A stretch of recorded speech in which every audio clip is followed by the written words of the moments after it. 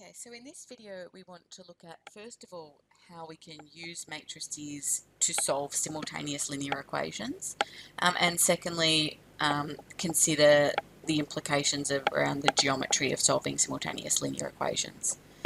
There is a video linked there that is an older video on solving simultaneous equations using matrices that you could go to have another look at if you need a little bit more on this, but it is a shorter, briefer video. Using matrices to solve simultaneous equations. So let me be clear about the fact that I would not choose this as a method to solve simultaneous linear equations. Solving by substitution or elimination algebraically is quicker and easier and more efficient. This is really introducing a technique that applies to that is efficient if we've got much larger systems of equations, but we wouldn't do it by hand. Okay. So I suspect, using a matrix method is probably what your CAS does in the back end. It's probably the way it's been programmed to do the algebra. I don't know that, I'm purely speculating. But we just want to look at this process because this is getting close to what, when we look at using matrices in the context of transformations, we're going to be dealing with equations that look a little bit like that and working out how to work with that and how to go from the equations to that, but also from that to the equations. And it really is pretty straightforward to convert your two linear simultaneous equations into a matrix equation. First of all, you want to make sure everything's lined up. X terms first, Y terms second, constant terms on the right-hand side. Okay. If they're not, do that first. Then it's really very simple. The four coefficients, 2, +1, 4, -3, become the four values in the coefficient matrix. Okay, and then we have our variables x and y in our unknown matrix. That's what we're solving for. And then on the right hand side we just have the numbers on the right hand side in a 2x1 matrix.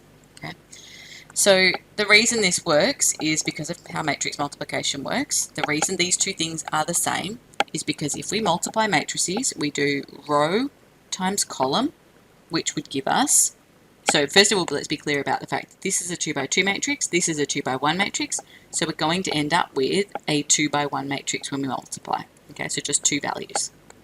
Top row times only column is going to be 2 times x plus 1 times y, so that is 2x plus y. Bottom row times only column is going to be 4 times x plus -3 times y, 4x minus 3y. And then that all we've done there is multiply out those values, okay? And so that's that, and then that's going to be equal to 418. And then obviously the way matrices work, if two matrices are equal, they have to be the same size, which they are, and the corresponding elements are equal. And so that's where we get the equation 2x plus y equals 4 and 4x minus 3y equals 18. Okay, so just to verify that this matrix equation does indeed represent these two equations. But then what we can do is use matrix methods to solve this. Now, as I said, this wouldn't be a method I would choose, but we're just illustrating a couple of things. So if we have AX, we think about this as being AX equals B. So we know that when we solve A times X equals B, we're going to need the inverse of A to go next to A to cancel it out. And that has to be therefore multiple. So we have to multiply from the left by the inverse, and so we do the same on both sides of the equation. And that's going to leave us with x being equal to the inverse of A times B. Okay, so we need the inverse of A, so A being the 2x2 matrix. So it's going to be 1 over the determinant. So the determinant is 2 times -3, which is -6, minus 4 times 1, which is 4. So -6 minus 4 is going to give us -10. And then we switch around the numbers on we call that the leading diagonal, the one that goes down from left to right. So this becomes -3 and 2. And we leave these numbers on the other diagonal where they are, but we make them negative. Or we multiply them by -1. So that's the inverse of A, and we need to multiply that by B, 418. Okay. -1/10. So we've got 2x2 multiplying by 2 by 1, so we're going to get a 2 by 1 answer, so we're only going to get 2 values. Okay, and to do that, I might write out a small calculation so I'm not holding too much in my head. Row times column, so it's going to be negative 3 times 4, which is negative 12, plus negative 1 times 18, which is negative 18. And then the bottom is row times column, and so we're going to get negative 4 times 4, which is negative 16, plus 2 times 18, which is 36. Okay, so we've got negative 1/10 equals, negative 1/10 times negative 12 minus 18 is negative 30, negative 16 plus 36 is 20. And so in this instance, I wouldn't leave this just sitting out the front because 10 goes into both of those numbers in the matrix, so we're definitely going to expand it out in this instance. Negative 1/10 times negative 30 is 3, negative 1/10 times positive 20 is going to be negative 2. Now remember x, we just introduced x to simplify it as we were solving. X is xy, okay, so this is xy equals these things. And so therefore, again, equivalent matrices, x must be equal to 3 and y must be equal to negative 2. Okay, and I'm sure we can solve these simultaneous equations using elimination or substitution to find the same value. You know, you can test it with our CAS solving two equations. 2x plus y equals 4 and 4x minus 3y equals 18. X equals 3, y equals negative 2. As I said, I'm not advocating this as a process for solving simultaneous equations. If you have need to solve simultaneous equations in a SAC, exam, test, elimination, substitution, fine. We're getting to a point where we're going to see equations like this when we do transformations, and we'll be given our matrices in that form. So we essentially need to be able to strip it back into the simultaneous equations form, or take the simultaneous equations and write them as a matrix equation. Okay, the other place this sort of comes in handy is when we think a bit about the geometry of simultaneous linear equations. So when we, what we've just done is we've solved that equation and that equation simultaneously, and we've found that was the answer. And graphically what that corresponds to is the coordinates of the point of intersection between those two lines. Okay. However, we also can have situations where things aren't as simple as what we just saw. We could have a situation where we have two linear equations which represent two parallel lines, and therefore when we try to solve them simultaneously there aren't any solutions. We can also have two simultaneous equations which actually represent the same line, and I know you think, well, surely that's obvious, but sometimes they might be written in a different form, you've got an extra scale factor in there, and you might not notice that they're actually the same. So this situation is going to have infinitely many solutions because the lines intersect at infinitely many points, and this situation is going to have no solutions. Okay, so let's have a think about what happens if we think about these situations as a matrix equation. So here's the two parallel lines, the equations of the two parallel lines. If we set this up as a matrix equation, it's going to be 2, 1, 6, 3, that's our coefficient matrix, times xy equals 4, 10. And then to solve that, we're going to be doing xy will be equal to, we're going to try and find the inverse of 2, 1, 6, 3, and then multiply that by 4, 10. Okay, so we're going to need the inverse of that matrix, so I'm just going to erase that. We're going to need the inverse of that in order to solve this equation. Okay, so we need the inverse, which means the first thing we would do is calculate the determinant. So the determinant would be 2 times 3 minus 6 times 1, which is 6 minus 6, which is 0. And so therefore this matrix doesn't have an inverse. Okay, so there's no inverse, and so we can't use a matrix method to solve. However, we can't immediately conclude no inverse means no solutions, because the same thing will happen if we have the same line. So if we have a look at this situation, writing that as a matrix equation, 2, 3, 6, 4 times xy equals 6, 12. Okay, And we would need to find the inverse of that in order to be able to solve the matrix equation. And to find the inverse, we first need the determinant, which would be 2 times 4 minus 6 times 3, which is 8 minus, I have tricked myself there because I wasn't careful enough about those equations. The x and the y terms aren't correctly lined up here. Sorry. So, before we can make the matrix equation, we want to have our x terms first, so the first one's okay, but our second one's not. We need to write that as 4x plus 6y equals 12. And if we make the matrix equation, we get 2, 3, 4, 6 times xy equals 6, 12. And we're going to need the inverse of that, which means we need to first of all calculate the determinant of that, which is 2 times 6 minus 4 times 3. And again, that's 12 minus 12, so it gives 0, which means that there is no inverse. Okay, so knowing that there's no inverse of that coefficient matrix tells us that either we have parallel lines or we have infinitely many solutions. Once we've established that, we would then need to go back to the original equations to determine, okay, are they the same line or are they parallel lines? Both situations have the same gradient, okay? If you have parallel lines, those two lines have the same gradient. If you have the same line, those two lines have the same gradient. But the parallel lines have different y-intercepts, whereas the same lines have the same y-intercept, obviously. So you can look at rearranging both equations into gradient-intercept form and making sure that gradient is the same but y-intercept is different in the case of parallel lines, or if the y-intercept is the same, we have infinitely many lines. However, that's an extra step that we actually don't need to do, okay?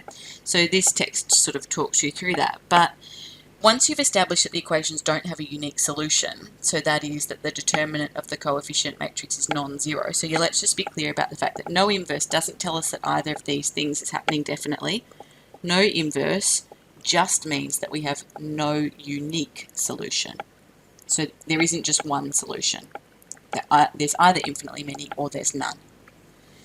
So once we've established there's no unique solution, we then have to go back to the original equations, not to the matrix equation, to the individual equations to determine whether we have parallel lines or whether we have infinitely or the same line. We've talked about that. Parallel lines, same gradient, different y-intercept. Lines that are the same will have same gradient and same y-intercept. So we can rearrange into the form y equals mx plus c, but we don't need to. If the coefficients of x and y have been increased in the same proportion, that is, this coefficient has been, to get from 2 to 6, we've done the same thing to get from 1 to 3. So we've essentially multiplied the whole left-hand side of the equation by 3. We've tripled both of the coefficients. If they've been increased in the same proportion, the gradient is the same, okay? So if alternatively you had, 2x plus y equals 4, and then you had 6x plus 2y equals something, it doesn't matter what that is, these haven't been increased in the same proportion. In that instance, the gradient's not the same, you wouldn't have got a zero determinant, you would have been able to solve them, okay? So you would expect, if you've established you've got zero determinant, that the coefficients of x and y have both been increased in the same proportion. In this case, multiplied by 3. In this case, they've been doubled, okay? Now, if the right-hand side of the equation has also been increased in the same proportion, so it's also been doubled, then they're just exactly the same line, and therefore there's infinitely many solutions. If the right-hand side has not been increased in the same proportion, so here the left-hand side was tripled, the right-hand side was not tripled, it was multiplied by 2.5. You don't even need to know what that value is, you just need to be able to see it's not 3 times 4. So that's going to tell you that the y-intercept is not the same. Let me be clear about the fact that that is not the 10 and 4, they're not the y-intercept. We're not calculating the y-intercept here, we don't need to know that, but we just need to know that if the right-hand side hasn't been increased in the same proportion, they're not the same equation. If the left-hand side's been increased in the same proportion, the gradients are the same, okay? But if the right-hand side hasn't matched that, they're not the same line, and so therefore they must be parallel lines. Let's just be clear about the fact that this idea of the gradient's going to be the same if the whole left-hand side has been, if the coefficients have been increased in the same proportion. And that's because if you were to make y the subject in this top equation, you would get, actually let me make it different. Let me have a look at the second pair. If we were to make y the subject here, we would get 3y equals negative 2x plus 6, and we divide by 3 and we get negative 2 on 3x plus whatever. I'm not really interested in that. So the gradient is negative 2/3. If we rearrange this one, we're going to get 6y equals negative 4x plus 12, and so y equals negative 4 on 6x plus 12, which ultimately simplifies to negative 2 on 3. So because 4 and 6 came from doubling the coefficients from the first matrix, essentially they're still in the same proportion. You're still going to get the same gradient. If you do the x coefficient divided by the y coefficient in the first equation, you'll get the same value as if you did the x coefficient divided by the y coefficient in the second equation. 4/6 is the same as 2/3. That's what's making sure the gradients are the same. But if the same thing has happened to the right hand side of the equation, then they must be the same equation, and so you have infinitely many solutions. If the same thing hasn't happened to the right hand side, then they're different equations, and therefore same gradient but different equations, therefore they must be parallel. Okay, determine whether the following systems of simultaneous equations have a unique solution, no solutions, or infinitely many solutions. So we don't need to attempt to solve them. We don't need to sketch them. We can simply think about, well, this would produce this matrix equation, 2, negative 2, 3, negative 3, xy equals 3, 5. Oh, sorry, it's not a fraction, 3, 5. And to solve it, we would need the determinant of that. The determinant is going to be 2 times negative 3, take away 3 times negative 2, which is negative 6, take away negative 6, which is 0. So because the determinant is 0, they have the same gradient, which means they do not have a unique solution. They're either parallel or they're the same. Okay. So now we go back to the equations to decide, are these parallel lines or are they the same line? So thinking about, to get from there to there, we've divided by 2 and multiplied by 3. So we've multiplied by 3 over 2. Divided by 2, multiplied by 3. Have we multiplied this by 3 over 2? Multiplied by 1.5? Well, 1.5 times 3 is 4.5, not 5. So it's not the same. So therefore, they are not the same equation. Okay. The second equation isn't the whole first equation just multiplied by something. So they must therefore be different equations. Okay. So same gradient, but then we go back to the equations to determine that they have different y-intercepts. We don't know what the y-intercept is, but we know that we haven't determined they have different y-intercepts. We've determined that they are not the same equation.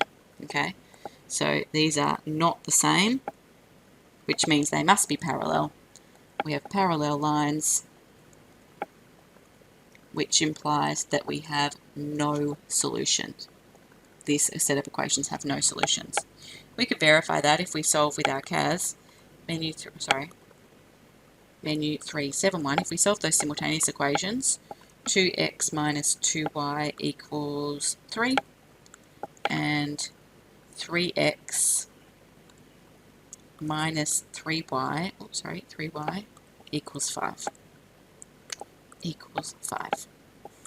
Let's try again. Equals 5. Okay. So false means there's no solutions. If there had been the same line, that is if the right hand side had also been multiplied by 1.5, so let's say this was 4.5, then it will give us this, and we'll talk about that in a minute, okay? Because we're going to need to talk about that further in the next video. That'll come up a bit more frequently. Okay, second situation, we're going to have 1, negative 5, negative 2, 10 times xy equals negative 2, 4. If we think about the determinant of this matrix, which is key to thinking about how many times these intersect, we're going to get 1 times 10 minus negative 2 times negative 5, which is 10 minus 10, which is again 0. So that means same gradient. So it means we don't have a unique solution, but we now want to think about, well, do we have infinitely many solutions or do we have no solutions? So if we have a look here, what's happened to get from there to there. Everything must be multiplied by the same thing. Yes, we've multiplied by -2. And yes, we've also multiplied by -2 over here. So these are the same. And so if we have same gradient and same line completely, we can conclude that we have the same line, which means that we have infinitely many solutions. Infinitely many.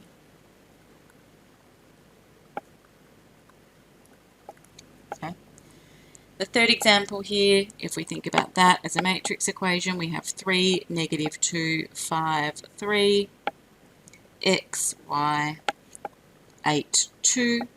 If we calculate the determinant of that, it is 3 times 3 minus 5 times -2, which is 9 minus -10, so plus 10, which is 19. And so the determinant is not 0, which means that we have different gradient. So if we have different gradient, that means that the lines cross, and therefore we get a unique solution. So lines cross, which implies a unique solution. There's going to be one point where they cross. We'll be able to find a solution, x and y, that works for these equations. We can also see that they have different gradient because it's not just, that's been divided by 3 and then times by 5, but this is not the same. It's not times 5/3 there. So the coefficients haven't increased in the same proportion, which means the gradients are going to end up being different if we rearrange to y equals mx plus c. Okay, we now get to the kind of question where this becomes useful. All the rest of this is really background. You're not going to get a simple question like what we've just seen. This is where this becomes useful. Find the value or values of A such that the following equations have a unique solution. Okay, so if we convert to a matrix equation, so remember our coefficients go in our matrix, in our 2 by 2 matrix. So we're going to have A, 9, 3, and A minus 6 multiplied by x, y, and that equals 0, 0. Okay, so we want to know about a unique solution. So we'll get a unique solution if we can solve this matrix equation, which means we'll get a unique solution if the determinant doesn't equal 0, because then we'll be able to find the inverse of that, and then we'll be able to solve that equation. Okay, so we want to calculate the determinant.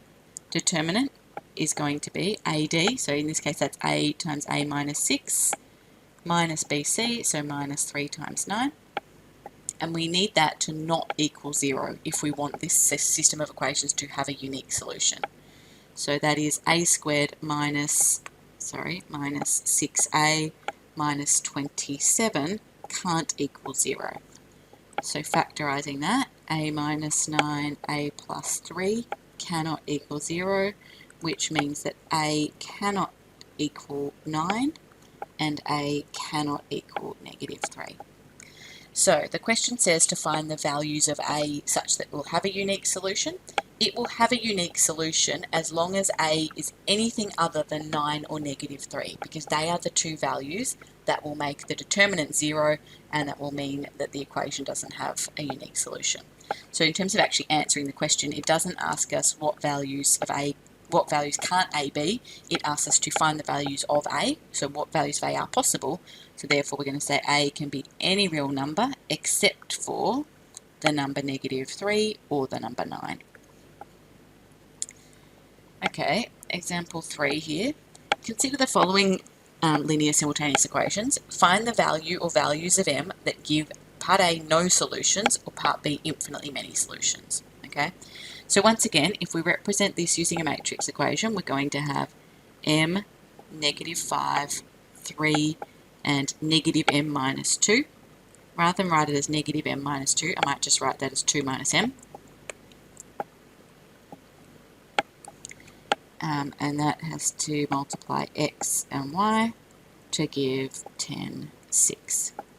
Okay, now if we want no solutions or infinitely many solutions, those are the situations when our determinant does equal 0, when we cannot solve this. Okay, need determinant to equal 0 for no solutions or infinite solutions. Okay, so we want to focus again on calculating determinant. So determinant is going to be m times 2 minus m minus 3 times negative 5, and we need that to equal 0 in this situation if we're looking for infinitely many or no solutions. Alright, so expanding out here, we're going to get 2m minus m squared plus 15 equals 0. I'm going to add everything onto the right, so I've got a positive m squared minus 2m minus 15. So that is m, what's it going to be, minus 5m plus 3. And so m equals 5 or m equals negative 3. Okay, so essentially those are the two values that would make the determinant equal to 0. So we now need to work out which of these values results in parallel lines and which of these values results in infinitely many solutions, so same line. So you've got no choice but to now take these answers and put them back into the original equations and have a look at what the equations look like. Sorry, I should have left us some more room here. So when m is equal to 5, our equations become 5m minus, sorry, not 5m, 5x minus 5y equals 10, and 3x minus m minus 2, 5 minus 2, which is 3y equals 6. Alright, so now we can see that that has been, they've been increased by the same scale factor, which is how we got the determinant equal to 0. And they've been multiplied by, well, they have to be divided by 5 and times by 3, so they've been multiplied by 3/5. Okay?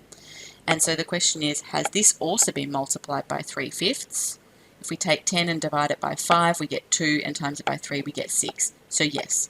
So that means that these are the same line. So when m equals 5, we get the same line. And so that means we're going to get infinitely many solutions if m equals 5. Infinitely many. Infinitely many solutions. Now, be a bit careful about assuming, oh, because m equals 5 gives infinitely many, m equals negative 3 must make them parallel and give no solutions. You should check it. It is possible, I've only seen it occasionally, that the two different values both give you parallel lines, but it's pretty rare, but still I would want to verify. So when m equals negative 3, our original equations, going back up here, become negative 3x minus 5y equals 10, and positive 3x minus, now negative 3 take away 2 is negative 5, minus 5 is plus 5, y equals 6. Okay, so here on the left hand side, we've multiplied by negative 1. On the right hand side, we haven't multiplied by negative 1. We've multiplied again by 3/5. Divide by 5 times by 3. Okay, and so therefore these are not the same line, these are parallel lines, which therefore means we get no solutions when m is negative 3. No solutions. Okay, so in terms of answering the question, we get no solutions when m equals negative 3, and we got infinitely many solutions when m equals 5. Okay, some questions, exercise 2F, for some practice of working with simultaneous equations in two variables and using matrices in that process.